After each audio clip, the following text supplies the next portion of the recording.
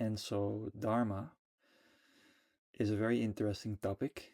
I think there's no one with a true mastery of dharma, and we're all figuring that one out.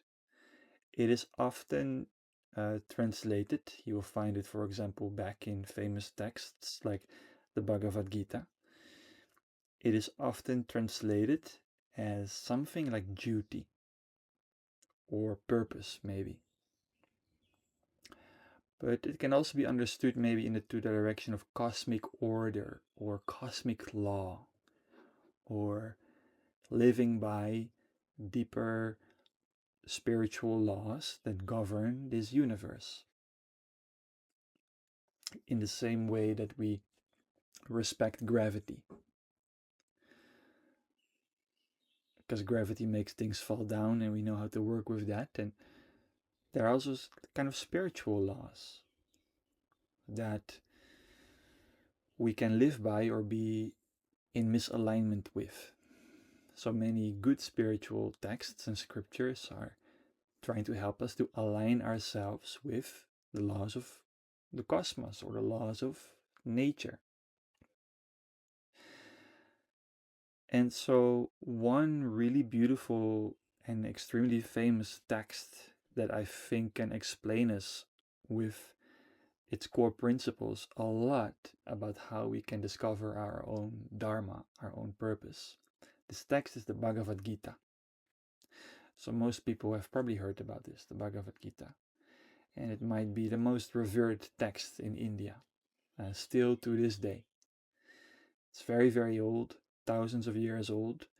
It's part of greater texts,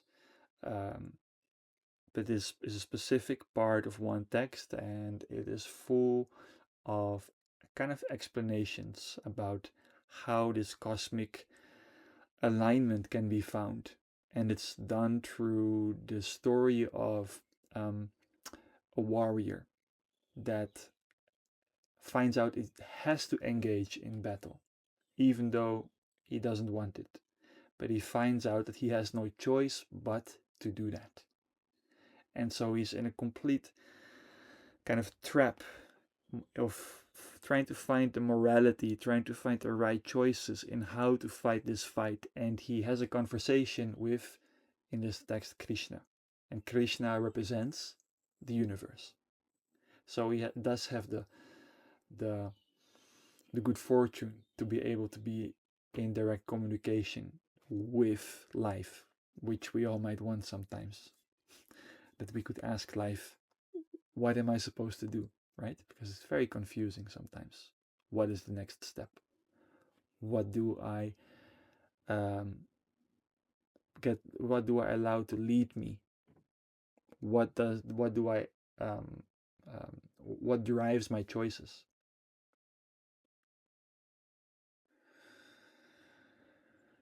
And so a lot of people these days actually are quite concerned with this question. How do I find my purpose? And I even know there are things like purpose coaches and things like that, to help actually people find their purpose if they can. If they're really, really good, they might be able to do that. So it can be a question, how do I find my purpose? I think one of the first interesting things when we observe that question is that it might seem, when we want to find our purpose, if now maybe our life feels not so meaningful in our work, in where we live, in the relationships we have, then it can maybe seem that if we find our purpose, we will be happier, free of the pain of not feeling like a deep alignment and fulfillment. And I like to start to contemplate that and to maybe look to see that might be completely backward thinking. That by finding our purpose, we will be happy. And maybe seeing that it actually might be the other way around. By being happy, we find our purpose. Or in other words, but we have to go deeper into this,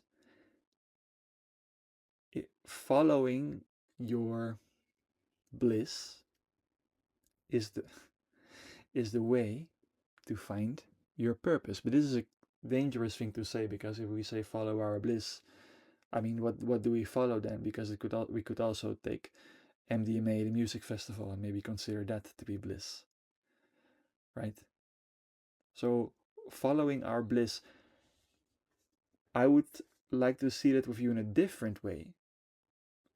And when we speak about these kind of cosmic principles and following our bliss, we will find that when we align ourselves with certain of these cosmic principles that you find back in the Bhagavad Gita, but basically in any religion, any spiritual scripture, we find happiness in those. So, for example, it feels in our heart much better to speak the truth than to lie. It feels very good to do good deeds for someone generously. And it doesn't feel so good to be greedy and to take. And we can find a whole list of things and intentions that we can live by that feel actually really, really good and fulfilling and give us a glow. And we can also find a whole list of things that will actually completely deplete us and make us feel very, very unhappy. So when we want to follow our bliss, basically we want to really observe and listen to what actions we can take, or to what actions we take on a daily basis, and how it actually feels to take these actions. And when we follow the actions that actually bring a kind of fulfillment, we discover our bliss. And this way we discover potentially our dharma, but maybe not in a way where we find that one specific job, that one specific kind of career, maybe that one specific project that is our purpose. We have to look at it in this way, in a much more moment to moment path. And this also makes it very interesting, because when we begin to live by certain cosmic principles, for example, when we choose to let truth guide the way, and we only now look moment to moment when we follow truth, what happens? We will set ourselves up for a very interesting life. A lot of people don't do that. There's a lot of half-truth in this world. There's a lot of untruth in this world. There's a lot of adjusted truth in this world. People that choose truth are few, because often truth is kind of scary. Why? Well, often people choose to live by half-truths because a full truth might lose them a job, a relationship, their social image. Their truth might cost them the sense of knowing what is next, the comfort of having a sense of control. Living by the truth might lose you work, money, resources, relationships, your worldviews, your identity. Truth might shatter everything. Truth is just one of these things. But if we do choose truth, we begin to find alignment in our heart.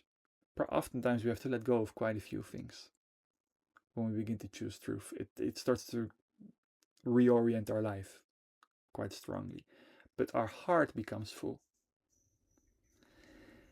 So it's also a little bit here the balance between, this is why many people choose to work jobs that they don't like, but it gives safety. And this is why there is such a cliche image of the broke hippie. Because often the broke hippie does follow their heart, but in the beginning it makes them broke. But at least they follow their heart, and they might feel more fulfillment. Where the person earning 10K a month in a big city in an office might actually feel totally not connected to their heart. Hopefully we can find something in between where we are thriving on all levels and are able to follow our heart. So I want to give a few examples that are given in ancient scriptures and in the Bhagavad Gita of um, kind of cosmic universal laws that we can align ourselves with. And then I want to look together with a few reflections how this might apply to us. And surely it will apply to all of us, um, including myself. So, so the three main principles of the Bhagavad Gita, and I will kind of translate them to something that fits the Western mind more, um, but still staying true to what is actually said there. So the three main principles are bhakti, jnana, and um,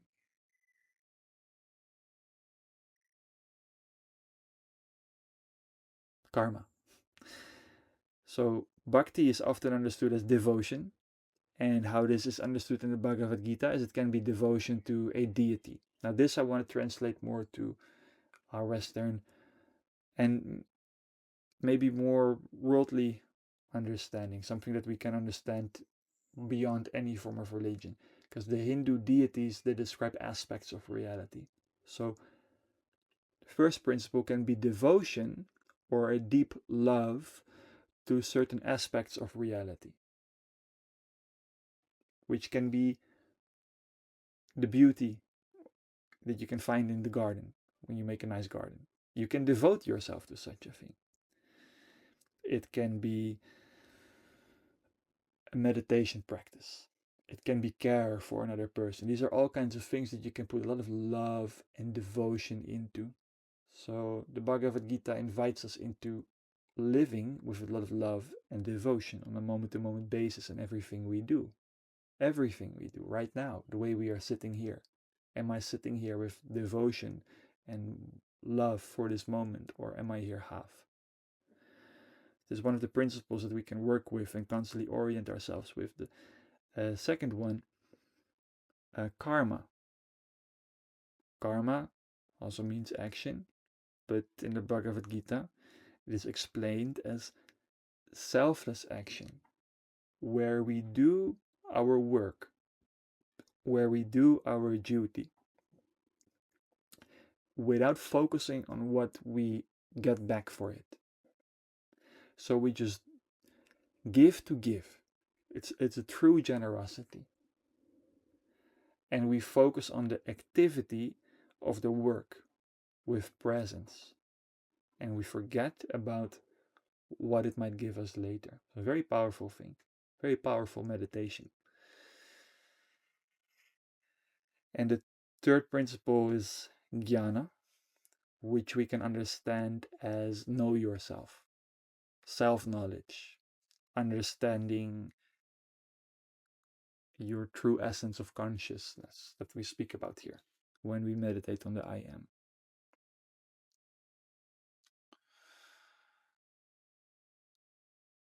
Which is a different part of ourselves than our ego.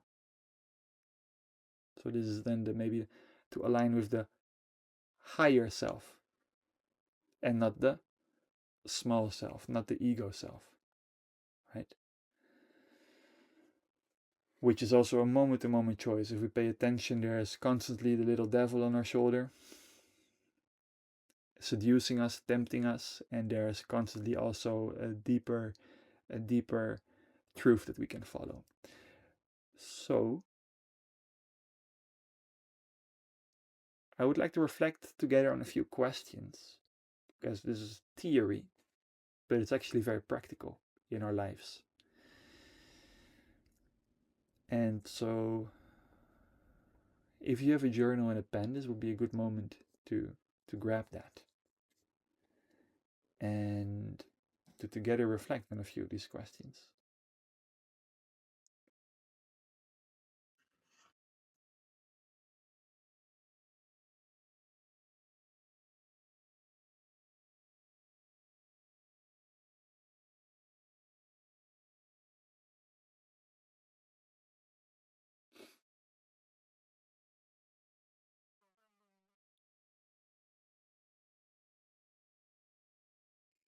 And what we're doing here is also often a missing piece in modern mindfulness, modern meditation teaching, which is so directly focused on just being mindful, on just meditating, as if that is the path to freedom.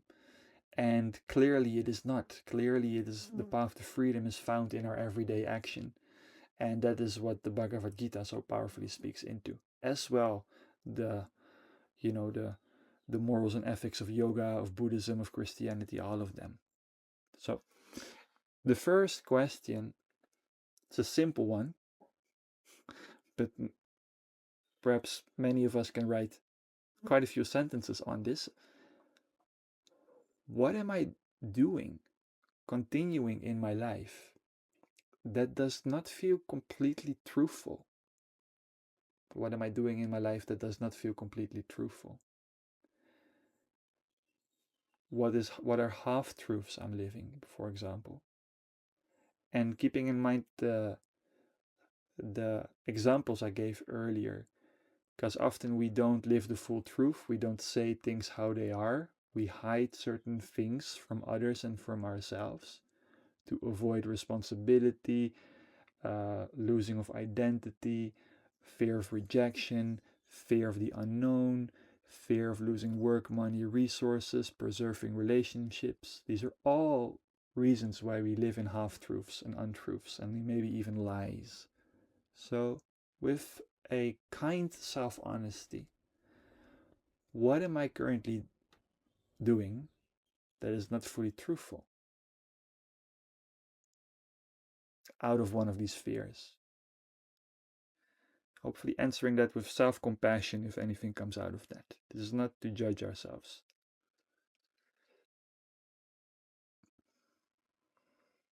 Maybe listing 1 or 3 things.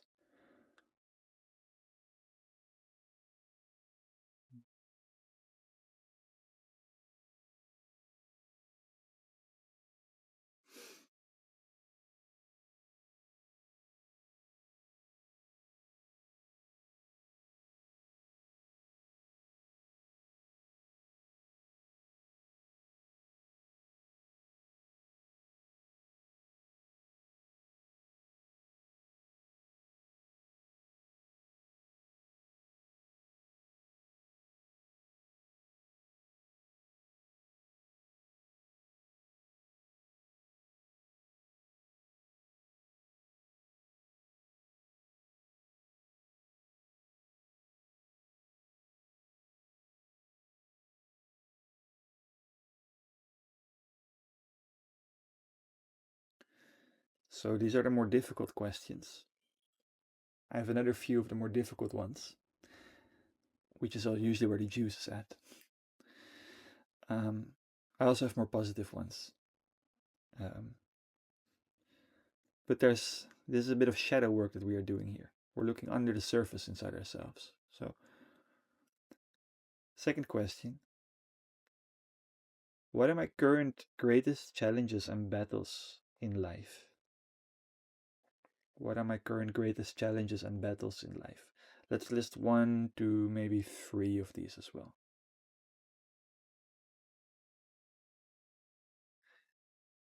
And maybe just bullet points so that maybe you can journal further on this later today or the next days. So, putting the questions also in the chat.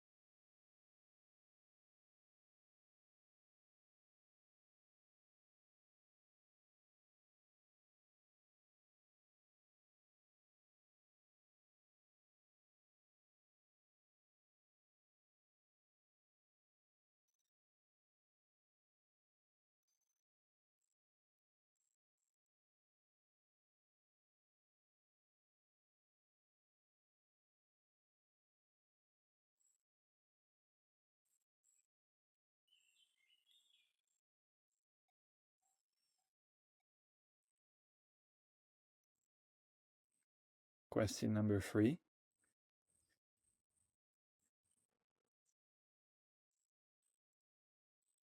So I want to give a little bit of context to this question that you can also find in the Bhagavad Gita. A very famous thing from India. They speak about the 3 gunas: Rajas, Tamas, Sattva, which basically means very simply our overstimulation, our heaviness and dullness and depression, and the balance of harmony. So often between us and our purpose is both the overstimulation as well as the things that weigh us down, the heaviness, the laziness, maybe even the depression. So the third question kind of speaks into that, to overcome this being weighted down by stuff, which is, how do I distract myself from taking empowered action forward? How do I distract myself from taking empowered action forward? And distractions are plenty in our modern time.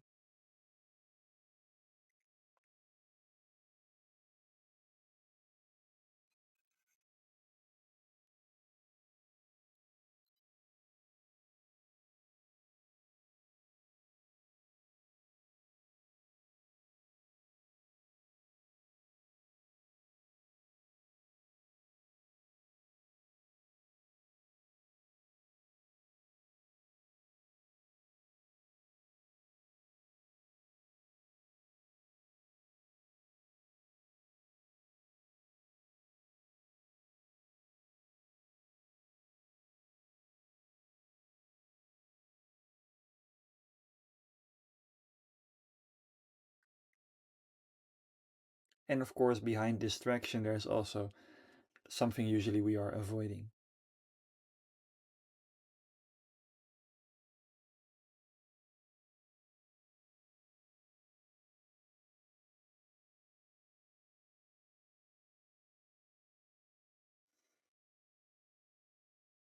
So this is the fourth and final sharper question. Shadow work question. What am I avoiding? What am I avoiding to look at that deserves my attention?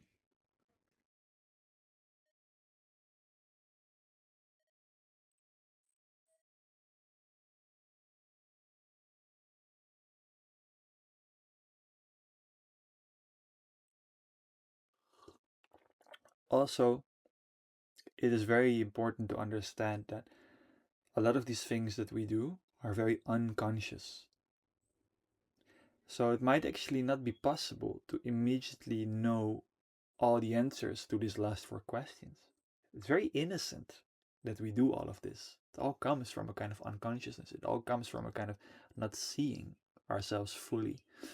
So the fuller answers to these questions might take more time to reveal themselves than just asking ourselves in this moment.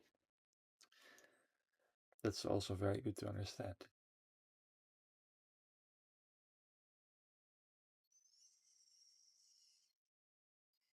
So I'm giving that maybe one more minute.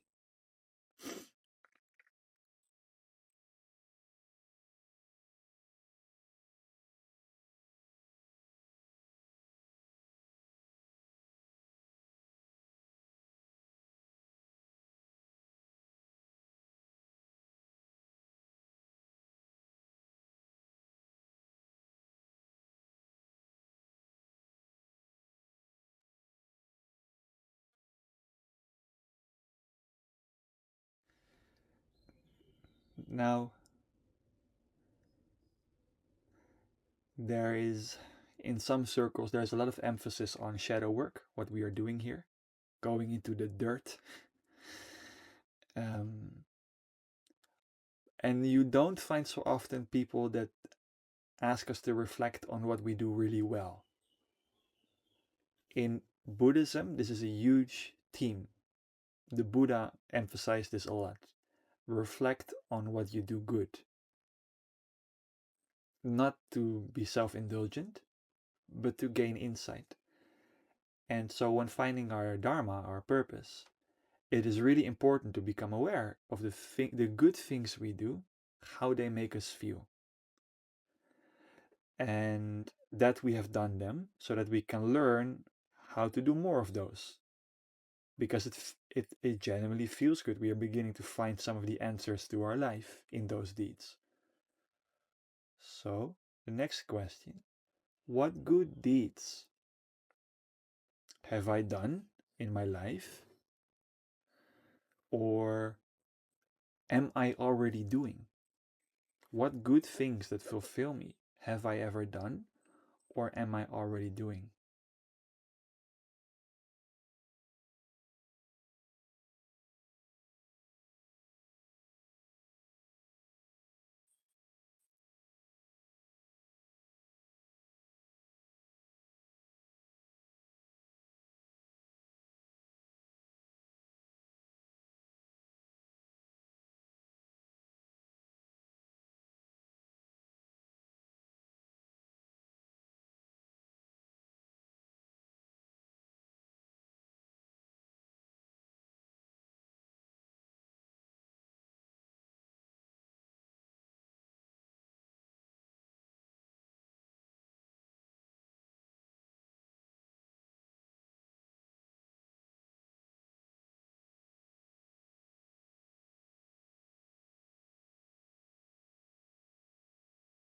And good deeds are usually in the category of things that are generous, things that are loving and kind, things that are helpful to others, that help others to relieve suffering and become happier.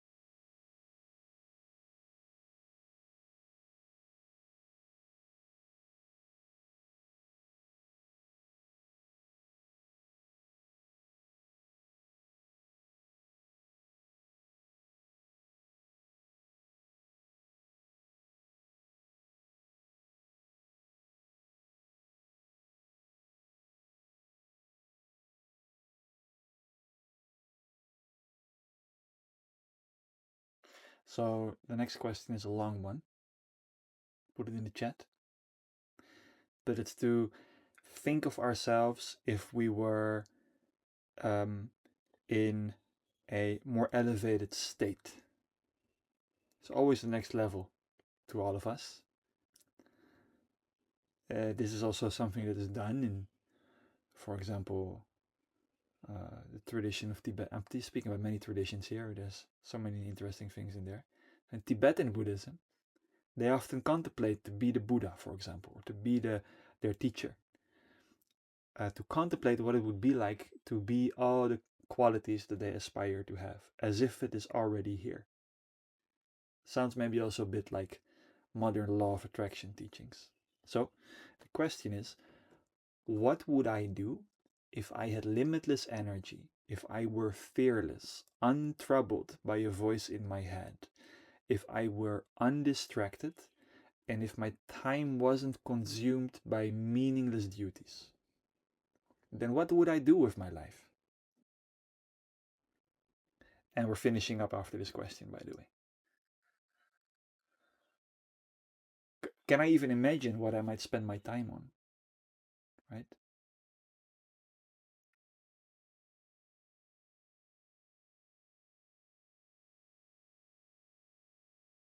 By the way, we're also running over time, so If you need to go, of course, please feel free to leave at any time.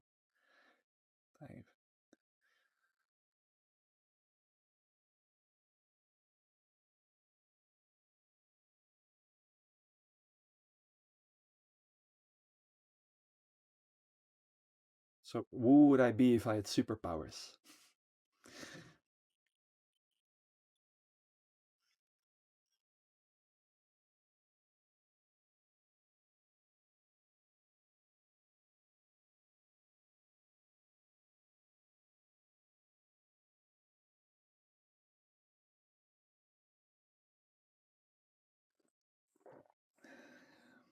And if I wasn't weighed down by the ordinary mind stuff.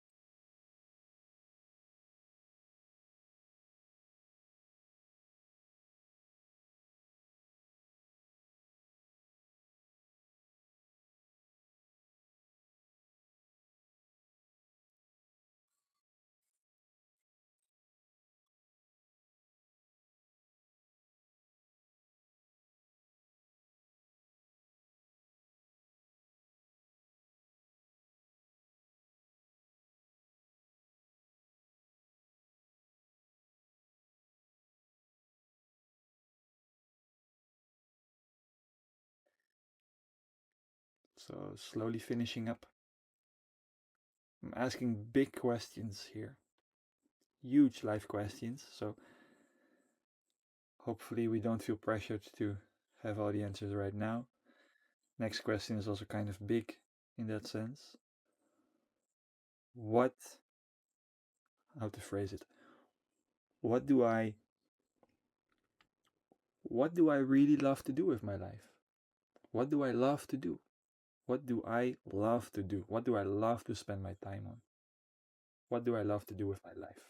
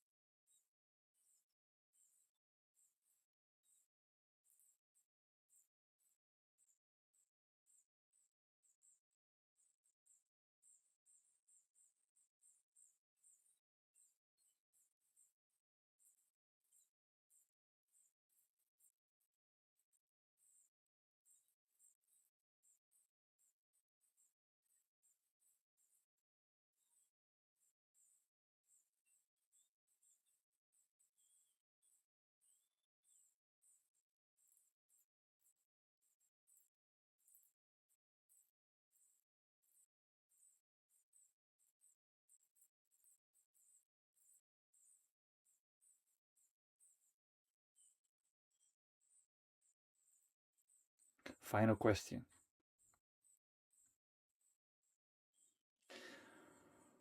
What is one action I can take this next month of July, to each of the following items? One, to do more loving and generous things that fulfill me. It's all in the chat, by the way. Two, to courageously stop continuing an untruth. Three, spend less time distracted. And four, do more of what I love, or to create a life maybe in future times also in which I do more of what I love? What are specific steps that we can take with each of these items? And when it comes to goals, I always like to bring the SMART framework with them. Not to follow it super rigidly, but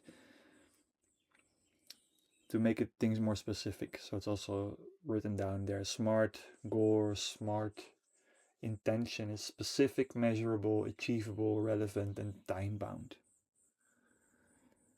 So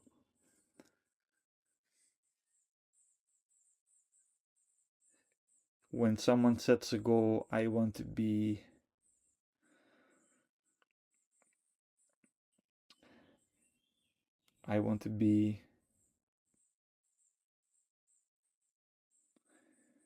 happier by the end of July. It's a good goal, but SMART makes it more specific, right?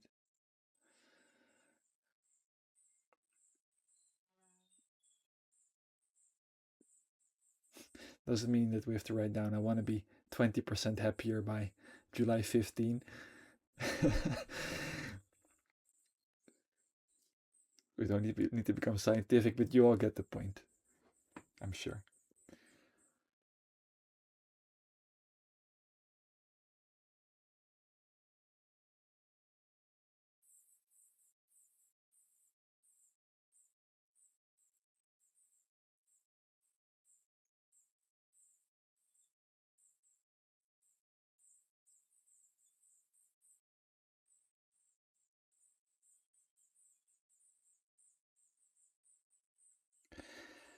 So I might send all of these questions in the chat of the WhatsApp group if you don't have them all now, so you can all find them back.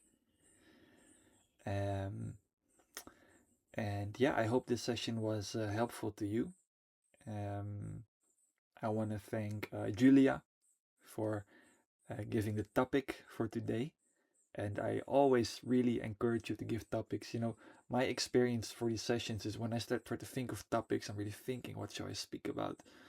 You know, like I have to really pull it from somewhere. But if someone asks me something, it goes very naturally and automatically for me. So please, any of these topics, they are really inspiring for these sessions. Whatever you have, um, even if it's just a random yogic word you want to learn about, just any of these things are very inspiring for these sessions. So yeah, I hope that was helpful. It was lovely to spend time with you all, to meditate and to reflect on these questions. And yeah, I would like also to give maybe 2 minutes or 3 minutes of space if there's any questions by the end, and then we slowly wrap it up from there.